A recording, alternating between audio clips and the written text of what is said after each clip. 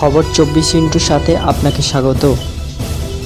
নতুন নতুন খবর জানার জন্য আমাদের চ্যানেলে চোখ রাখুন। নমস্কার দর্শক বন্ধুরা, স্বাগত আমাদের এই চ্যানেলে। 14ই আগস্ট রাত দখল লড়াইয়ে সামিল হয়েছিল গোটা শহর, শুধু কলকাতা নয়, আরও অনেক শহরেই এই দিন রাতে হয়েছিল জমায়েত।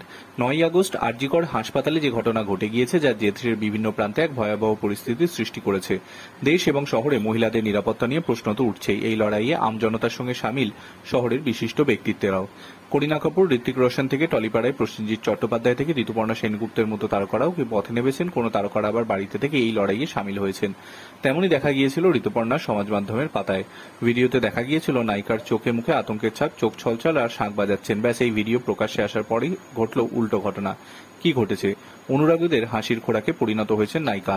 তার এই শাঁখ বাজানোর ভিডিও মোটেই পছন্দ হয়নি কারো। একের পর এক নেতিবাচক মন্তব্যে ভরে গিয়েছে তার ইনস্টাগ্রামের পাতা। অনুরাগীদের সমালোচনার পর যদিও নায়িকা নিজেই সেই ভিডিও মুছে দিয়েছেন, কিন্তু একটি পোস্ট রয়ে গিয়েছে, যে পোস্টে দেখা যাচ্ছে একটি শাঁখের ছবি, তার উপরে লেখা, মেয়েরা রাতের দখল নাও আর শঙ্খধ্বনিতে শহর ভরিয়ে দাও।